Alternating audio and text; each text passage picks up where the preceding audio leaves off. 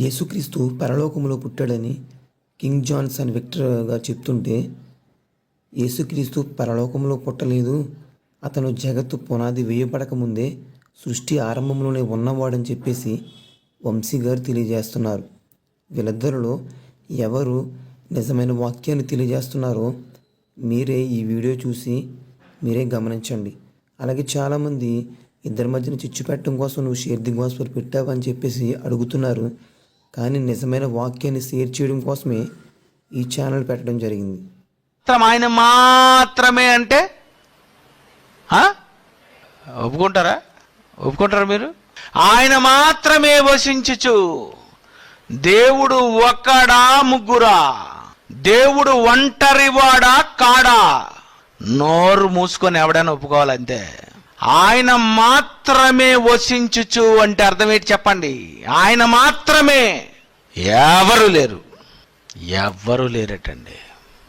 ఎవరున్నారు? యేసు లేడు, పరిశుద్ధాత్మ దేవుడు లేడు, దూతలు లేరు, సృష్టి లేదు. మరి మీరున్నారా? పోనీ దేవునిలో మీరున్నారా? ఆ వాక్యం చదివి తట్టుకోగలిగితే నాకు వివరణ ఇవ్వండి. మీరు దేవునిలో మీరున్నారా? ఆయన మాత్రమే వసిస్తున్నాడా? అందుకే తట్టుకోలేరన్నారు. మీరు తట్టుకోలేరు. మీరు చెప్పాలి. దేవుడు ఒక్కడే, దేవుడు ఒంటరిగా, దేవుడు మాత్రమే ఉన్నాడంటారా? ఆయనలో కూడా మీరున్నారంటారా? మళ్ళీ నువ్వెక్కడున్నావు, నేనెక్కడున్నాను? నువ్వు నేను లేక ముందు, దూతలు లేక ముందు, యేసు లేక ముందు, యేసు పుట్టక ముందు, పరిశుద్ధాత్మ దేవుడే పుట్టక ముందు, సృష్టి పుట్టక ముందు, ఏది లేక ముందు ఆయన మాత్రమే వసించుచు ఇక్కడ చెప్పాడండి పరిశుద్ధాత్మ దేవుడు. ఎవరున్నారట? ఆయన మాత్రమే, ఆయన ఒక్కడే. అప్పుడు ఎవరైనా ఆయన మాత్రమే వసించుచు ఉన్నప్పుడు, ఎవరూ లేనప్పుడు, పిల్లలు లేనప్పుడు, దూతలు లేనప్పుడు దేవుడు ఎలా ఉండేవాడు? ఆయన మాత్రమే వసించుచు, ఆయన ఒక్కడే నివసించేవాడట. దేవుడండి, తండ్రి. ఎవరు లేరు, ఆయనే ఉన్నాడు. ఆయన మాత్రమే వసించుచు, ఆయన మాత్రమే. పిల్లలు లేరు, పరలోకమే లేదు. సహించలేరు, తట్టుకోలేరు మీరు. పిల్లలు లేరు, ఆయన మాత్రమే వసించుచు, ఆయన ఒక్కడే ఉన్నాడు. పిల్లలు లేరు, ఎవరు లేరు, ఒంటరి వాడుగా ఎవరు లేరు. ఈ చిత్రం ఏంటంటే అసలు పరలోకమే పుట్టలేదు. పరలోకమే లేనప్పుడు ఎవరున్నారండి? ఎవరున్నారు? ఆయన మాత్రమే. సమీపింపరాని తేజస్సులో, అక్కడ చెబుతున్నాడు దేవుని గురించి. సమీపింపరాని తేజస్సులో ఆయన మాత్రమే వసించుచు అమరత్వము గలవాడై ఉన్నాడు. చావు లేని వాడుగా ఉన్నాడు. ఒక్కడు ఒంటరివాడు, తండ్రి అయినటువంటి దేవుడు. ఒంటరిగా ఉండలేక నేను చేశాడు అది తెలుసా అని పాట కట్టానండి. నేను రాసిన నా పాట మీద కూడా నాకు కామెంట్స్ వచ్చాయి. అందుకే నేను చాలా తీవ్రంగా చెప్పవలసి వచ్చింది ఈ ప్రసంగం. ఒక్కడు, ఎవరు లేరు, పిల్లలు లేని ఆయనను ఏమనాలి? ఎవరు లేని ఆయనను ఏమని పిలవాలి? ఎవరు లేనప్పుడు ఆయనను ఏమని ఆయన అనుకుంటాడు? ఏమన్నాడు తెలుసా ఆయన గురించి? ఆయనకు ఒక పేరుంది. నిర్గమాకాండం 3వ అధ్యాయం 14వ వచనం చూడండి. అందుకు దేవుడు నేను ఉన్నవాడను. ఆయన ఎవరట? ఆయన నన్ను ఏమని పిలవాలి? ఒంటరిగా నేనున్నప్పుడు, నేను మాత్రమే వసించుచూ ఉన్నప్పుడు, నాకు ఎవరూ పుట్టక ముందు, నేను ఎవరిని కనక ముందు నేను నివసిస్తున్నాను కదా, అమరత్వము గలవాడనే నివసిస్తున్నాను కదా. అప్పుడు నాకున్న పేరేం పేరు తెలుసా? నా పేరు ఉన్నవాడు. నేను ఉన్నవాడను, నేను పుట్టినవాడను కాదు, నేను ఉన్నవాడను. ఏ ఉన్నవాడు? ఏవైనా నాలో ఉన్నాయి, ఏదైనా ఉంది, నాలో లేనిదే ఉంది, ఒంటరితనం కూడా నాలోనే ఉంది. అందుకే నా పేరు ఉన్నవాడు. ఆయన లేడండి, ఆయన ఒంటరివాడు కాదండి, ఆయనకి పేరు చెల్లదండి అంటావా? నువ్వు చెల్లవు, ఎందుకంటే నువ్వు తట్టుకోలేవులే, నీకు వోల్టేజ్ తక్కువ. ఒంటరిగా ఉన్న ఆయన ముందుగా మనలను కావాలనుకున్న మరుక్షణమే అప్పుడే పుట్టాం మనమంతా. తండ్రి గర్భములో పూర్తిగా నింపేసుకొని తన కొడుకైనటువంటి మొదట జ్యేష్ఠ కుమారుడైనటువంటి యేసుప్రభువు ముందు పుట్టించి, ఆ తర్వాత పరిశుద్ధాత్మ దేవుణ్ణి పుట్టించుకొని పరలోకాన్ని కలుగజేసాడట. నాయన హాయిగా అనిపించండి నాయన. పరలోకము, కోటాను కోట్ల మంది దేవదూతలు, సైన్యం, సేవకులు, ఓ పరలోకమును బట్టి సంతోషించుచు, బా ఎలా ఉందో చెప్పండి. ఆయన కలుగు చేసిన పరలోకమును బట్టి. పరలోకం పుట్టింది ఎప్పుడు తెలుసా? యేసు పుట్టిన తరువాత. చాలా మందికి తెలియదండి. డైరెక్టర్ గారు ఎప్పుడో చెప్పారు ఇవన్నీ, ఎవరికి ఎక్కవు. ఇప్పుడు ఆయన కలుగు చేసిన పరలోకమును బట్టి సంతోషించుచు. దేవుడు పరలోకంలో లేడు. పరలోకములో లేనప్పుడు, దేవుడు ఉన్నప్పుడు, ఒంటరివాడుగా ఉన్నప్పుడు, ఆయన ఒక్కడే ఉన్నప్పుడు ముందుగా మనలను తన కోసము నిర్ణయించుకొని, అంతే ముందు ఆయన యేసు ప్రభువును కనుక్కున్నాడట. హెబ్రీ పత్రిక 1వ అధ్యాయం 5వ వచనము.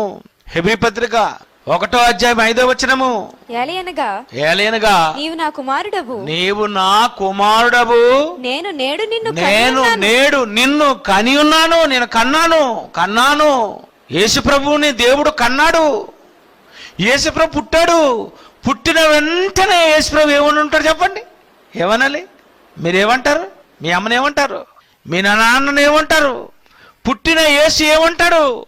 తండ్రి. ఉన్నవాడు ఏమయ్యాడు? అప్పుడు తండ్రి అయ్యాడు. దేవుడు తండ్రి అయ్యి ఎప్పుడయ్యాడో కూడా తెలియదు చాలా మందికి. పిల్లలు పుట్టారు కదండి, ఏమనాలి? యేసుప్రభు తండ్రి. పరిశుద్ధాత్మ దేవుడు ఏమంటాడు? తండ్రి. బా, ఆయన 3 రకాలుగా అంటాడు. ఆయన దేవుడు తండ్రి ఎప్పుడయ్యాడండి? ఉన్నవాడు తండ్రిగా ఎప్పుడైపోయాడు? తండ్రిని బయలుపరచడం ప్రారంభించాడు యేసు. ఇంకా చెబితే సహించలేరు. పరిశుద్ధాత్మ దేవుడు చెబుతాడన్న తర్వాత ఆయన ద్వారా తిమోతి పత్రికలో రిలీజ్ చేశాడు విషయాన్ని. ఇక్కడ తీగలాగితే డొంకంతా కదులుతుంది. పరలోకం పుట్టింది పరలోకం. ఆయన కలుగు చేసిన పరలోకమును బట్టి సంతోషించు. బాబా, కలిగి ఉన్నది ఏది ఆయన లేకుండా కలుగలేదంటే యేసు పుట్టిన తర్వాత స్వర్గం పుట్టింది. తెలుసా మీకు? ఎవరు తెలుసండి? క్రైస్తవులకు. Bible open university India international వాళ్ళకి తెలుసండి. దేవుడు మనకే ఇచ్చాడండి. ప్రియమైన దేవుని పిల్లారా, క్రైస్తవ ప్రపంచానికి తెలియదండి. ఎవరిని కన్నారు తెలియదండి. ఎవరు ఎలా ఉండేవారు బైబిల్లో ఉన్నారు నమ్మరండి. ప్రభు కలుగజేయబడినవాడా? యేసుక్రీస్తు ప్రభు వారు సృజింపబడినవాడా? యేసు ప్రభు వారు మరొకరు కలుగజేస్తే వచ్చినవాడా? అంటే కలుగజేయబడక ముందు ఆయన లేనివాడా? ఇలాంటి కొన్ని ప్రాముఖ్యమైన ప్రశ్నలతో ఈ యొక్క సందేశాన్ని మీ ముందుకు తీసుకొని వస్తున్నాను. అంశాన్ని మరొక్కసారి మనము జ్ఞాపకం పెట్టుకుందాం. యేసుక్రీస్తు ప్రభు వారు కలుగజేయబడినవాడా? అది మన అంశం. అంశంలోనికి నేను నేరుగా వెళ్లే ముందుగా ఒక విషయాన్ని ఇక్కడ అందరూ గమనిద్దాం. మన చేతిలో ఉన్నటువంటి బైబిల్ ఏదైతే ఉన్నదో దీనిని క్రైస్తవులు చదువుతారు, క్రైస్తవేతరులు కూడా చదువుతున్నారన్న సంగతి నేను ప్రత్యేకంగా చెప్పాల్సిన అవసరం లేదు. క్రైస్తవేతరులలో కొంతమంది తెలుసుకోవడానికి చదివేవారు ఉండగా, అదే క్రైస్తవేతరులలో బైబిల్పై బురద జల్లడానికి కూడా చదివేవాళ్ళు లేకపోలేదు. బైబిల్ను తప్పు పట్టాలి, బైబిల్లో ఉన్నటువంటి యేసు ప్రభువును తక్కువ చేసి చూపించాలి, ఆయనపై రాళ్ళు విసిరాలి అనేటువంటి అనర్థిద్దాం. చదువుదాం. సామెతల గ్రంథం 8వ అధ్యాయము 22వ వచనంలో ఏముంది? పూర్వకాలమందు తన సృష్టి ఆరంభమున తన కార్యములలో ప్రథమమైన దానిగా యెహోవా నన్ను కలుగజేసెను. ఇక నన్ను అంటే ఎవరు? కాంటెక్స్ట్లో గనక మనం మాట్లాడితే మొదటి వచనంలో జ్ఞానము అన్న పదం కనపడుతుంది. గమనించండి. కాంటెక్స్ట్లో నిలబడి మాట్లాడితే మనకు మొదటి వచనంలో జ్ఞానము అన్నది కనబడుతోంది. అంటే స్పీకర్ ఎవరు ఇక్కడ? విజ్డమ్, జ్ఞానం. జ్ఞానం ఏమైనా మాట్లాడుతుందా? జ్ఞానానికి ఏమైనా స్వరం ఉంటుందా? జ్ఞానం యొక్క వాయిస్ ఎలా ఉంటుంది అని మనకు ప్రశ్నలు రావచ్చు. కానీ సామెతల గ్రంథం 1వ అధ్యాయము నుండి మనం చదువుకుంటూ వస్తే జ్ఞానం యొక్క స్పీచ్ని మనం వింటూ వస్తాం. ఉదాహరణకు త్వరితగతిన మీరు 1వ అధ్యాయం తీసి అలా చదువుకుంటూ రావడానికి ప్రయత్నం చేయండి, నేను చూపించిన వచనాలను. సామెతల గ్రంథం 1వ అధ్యాయం 20వ వచనం మనం చూడగలిగితే, జ్ఞానము వీధులలో కేకలు వేయుచున్నది. అంటే స్పీకర్ ఎవరు ఇక్కడ? జ్ఞానము మాట్లాడుతోంది.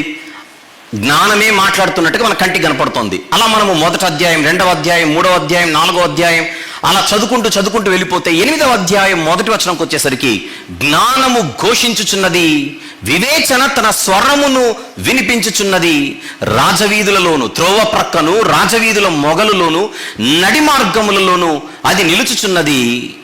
గుమ్మముల యొద్దను, పురద్వారమునొద్దను, పట్టణపు గౌనుల యొద్దను నిలువబడి అది ఈలాగు గట్టిగా ప్రకటన చేయుచున్నది, మానవులారా మీకే నేను ప్రకటించుచున్నానని స్పీచ్ కంటిన్యూ అవుతుంది. అసలు జ్ఞానానికి రూపం ఏమైనా ఉంటుందా? జ్ఞానం యొక్క ఎత్తు ఎలా ఉంటుంది, లేదా దాని యొక్క పొడవు ఎలా ఉంటుంది, లేకపోతే దాని వెయిట్ ఎంత ఉంటుంది అని అడగకూడదు. కారణం ఇక్కడ దీనినే ఫిగర్స్ ఆఫ్ స్పీచ్ అని అంటారు. ఫిగర్స్ ఆఫ్ స్పీచ్ అంటే రూపకాలంకార భాష. జ్ఞానము పర్సనిఫై చేయబడి చూపిస్తున్నటువంటి కాంటెక్స్ట్ ఇది. అంటే దీన్ని ఏమంటామంటే తెలుగులో మానవీకరించడం. 30వ వచనం, నేను ఆయన యొద్ద ప్రధాన శిల్పినై అనుదినము సంతోషించుచు నిత్యము ఆయన సన్నిధిని ఆనందించుచుంటిని. ఓవరాల్గా బైబిల్లో సృష్టిని గురించి మనం మాట్లాడినప్పుడు బైబిల్లో కలిగి ఉన్నదేదియు ఆయన లేకుండా కలుగలేదనే పదం ఉందా లేదా బైబిల్లో? ఆదియందు వాక్యము పుట్టెనునా ఉండెనునా? బైబిల్ ఆదియందు వాక్యము ఉండెనునా పుట్టెనునా? ఉండెను. వాక్యము దేవుని యొద్ద, మీరు చెప్పాలి, ఉండెను. వాక్యము దేవుడై ఉండెను. కలిగి ఉన్నదేది ఆయన లేకుండా కలుగలేదు, సమస్తము ఆయన ద్వారా కలుగజేయబడినవి. అలా బైబిల్ మొత్తం చూస్తే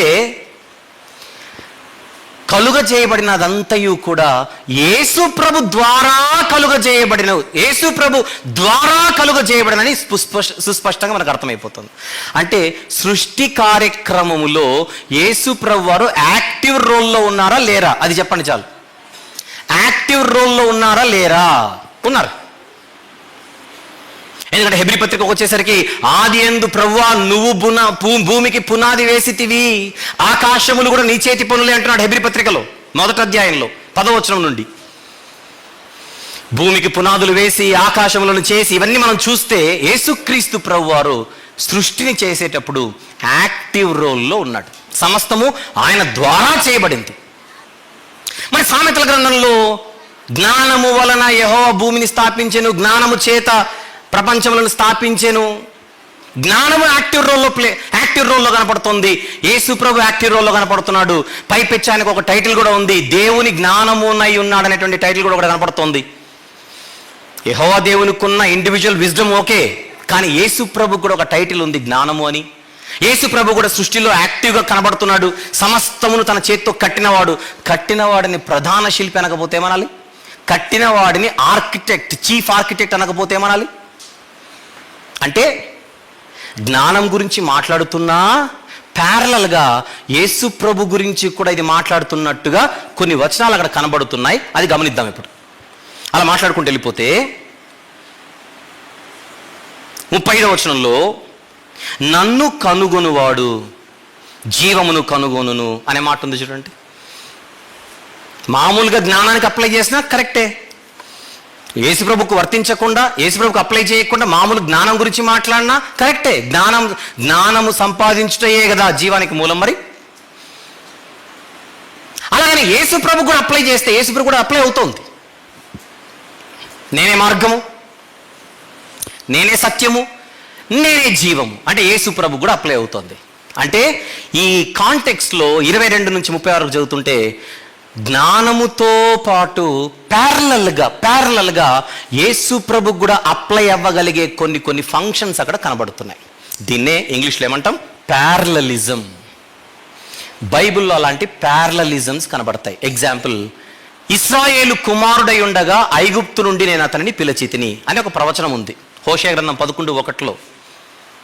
అక్కడ ఇద్దరు గురించి చెబుతున్నాడు. ఒకటి గతములో ఇశ్రాయేలీల గురించి, భవిష్యత్తులో యేసుప్రభు గురించి. మత్తయి సువార్తలో కన్ఫర్మ్ చేశాడు కదా యేసుప్రభు కానీ, అందరికి తెలిసిన ప్రవచనం కనుక తీయించట్లా.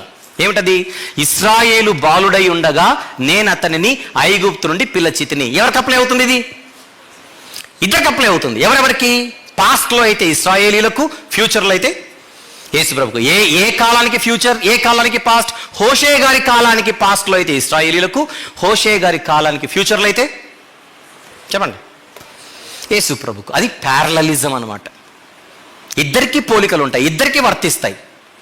అందుచేత సామెతల గ్రంథం 8:22-36 ఉన్నటువంటి వచనాలను జాగ్రత్తగా గమనిస్తే దెర్ ఈజ్ సమ్ ప్యారలలిజం అని కనబడుతోంది ఇక్కడ. ఒకవేళ నిజమే అది ఇద్దరు గురించి మాట్లాడబడుతున్న సందర్భమే అని మనం అనుకున్నా, అటు జ్ఞానానికైనా యేసుప్రభుకైనా వాళ్ళు సృజింపబడ్డారు. యేసుప్రభు సృజింపబడ్డాడు, యేసుప్రభు కలుగజేయబడ్డాడు, యేసుప్రభు చేయబడినవాడు అన్న సెన్సే ఇక్కడ ఏమాత్రం లేదు లేదు లేదు అని ఇంత వివరణ విన్న తర్వాత ఎవరికైనా అర్థం కావాలి. అర్థం కాకపోతే మళ్ళీ ఫస్ట్ నుంచి పెట్టుకొని ప్లే చేసుకొని వినాల్సిందే. అంతేనా? ఇప్పుడు చెప్పండి, సోదరుడు బైబిల్లోని వచనాలను అపార్థం చేసుకుని వక్రీకరించినట్టేనా కాదా? అపార్థం చేసుకుని వక్రీకరించినట్టేనా? అందుచేత ఆ మనిషి కానీ, లేకపోతే అలాంటి భావాలు, అలాంటి భాష్యాలు, అలాంటి వివరణలు ఈ వచన భాగానికి క్రైస్తవులు చేసిన వారు ఖచ్చితంగా ఆగి తమను తాము సరిదిద్దుకోక తప్పదు. I have done that to my self. నేను చేశాను ఆ పని, మిగిలిన వాళ్ళు కూడా చేస్తే మంచిది. చెయ్యము అని అంటే మీ లెక్క మీరు చెప్పుకోవాలి. ఎంతమందికి ఓవరాల్గా మొత్తం అర్థమైపోయింది చెప్పండి. ఇప్పుడు చెప్పాలి, ఆయన చెప్పింది కరెక్టా అని అడుగుతున్నాను. సృజింపబడ్డాడు యేసు ప్రభు, కలుగజేయబడ్డాడు. అసలు మన టాపిక్ ఏంటి ఈరోజు? యేసుక్రీస్తు ప్రభు కలుగజేయబడ్డాడా? మీరు ఈ వివరణను బట్టి, ఈ సామెతలను బట్టి, ఈ సామెతలు 8వ అధ్యాయము 22 నుంచి ఉన్నటువంటి పోర్షన్ను బట్టి దీన్ని బేస్ చేసుకుంటే యేసు ప్రభు కలుగజేయబడ్డాడని ఎవరికైనా అనిపిస్తుందా? లేదుగా. పైపెచ్చు ఎవర్ లాస్టింగ్ సెన్స్లోనే యేసు ప్రభు కనపడుతున్నాడు కానీ యాక్సిడెంటల్ సెన్స్లో కనపడట్లా, మధ్యలో వచ్చినట్టుగా కనపడట్లా. శాశ్వత కాలం నుండి శాశ్వత కాలం వరకు అన్న సెన్స్లోనే కనపడుతుంది. గనుక ప్రియ సోదరులారా, సోదరీమణులారా, మన ప్రభువు నిత్యుడు, మన ప్రభువు శాశ్వతుడు. నిత్యుడైన శాశ్వతుడైన ఆయన గురించి బైబిల్ చెప్పిన మాట వాక్యమైన దేవుడు. మన విశ్వాసాన్ని ఇంకా బలపరుచుకుందాం. ఎవరైనా ఏవో తీసుకొని వచ్చి మనల్ని ఏదో బలహీనపరిచే ప్రయత్నం చేస్తే ఎవరు బలహీనపడాల్సిన అవసరం లేదు అని నేను మీకు చెప్పట్లేదు, కానీ దూరాన ఉన్న వారికి చెబుతున్నాను. ఎందుకంటే ఇక్కడ మనం ఎలాంటి మాటలు మాట్లాడుకుంటున్నామో మనకు బాగా తెలుసు. దూరాన ఉంటున్నటువంటి వారు కూడా జాగ్రత్తగా, అవసరమైతే ఇలాంటి సందేశాలు వెంటనే అర్థం కాకపోతే, ఎందుకంటే చాలా సుదీర్ఘంగా మాట్లాడా, చాలా విషయాలు మాట్లాడా, కన్ఫ్యూజ్ అవ్వకూడదని 3 భాగాలుగా విడగొట్టే. 2 భాగాల తర్వాత 3వ భాగంలో నేనున్నా, ఇప్పుడు నేను 3వ భాగంలో నన్ను మీకు చెప్పకుండా చెప్పిన తర్వాత 3వ భాగం అయిపోయిందని చెప్పాను. అది కూడా జాగ్రత్త. కనుక జాగ్రత్తగా విని మన ప్రభు యొక్క ఔన్నత్యం గురించి ఇంకా గొప్పగా మనం అర్థం చేసుకొని ముందుకెళ్దాం. లేదంటే అబద్ధ బోధలు, తప్పుడు బోధలు అనేవి బలహీనులను మరింత బలహీనపరిచే అవకాశం ఉంది. పైపెచ్చు ఇలాంటి చక్కని విషయాలను అర్థం చేసుకొని ఎవరైనా బలహీనపడుతుంటే వారిని బలపరచాల్సిన బాధ్యత కూడా నాతో పాటు మీ అందరిదాన్ని సభాముఖంగా తెలియజేస్తూ ఈ మాటలు ముగిస్తున్నాను.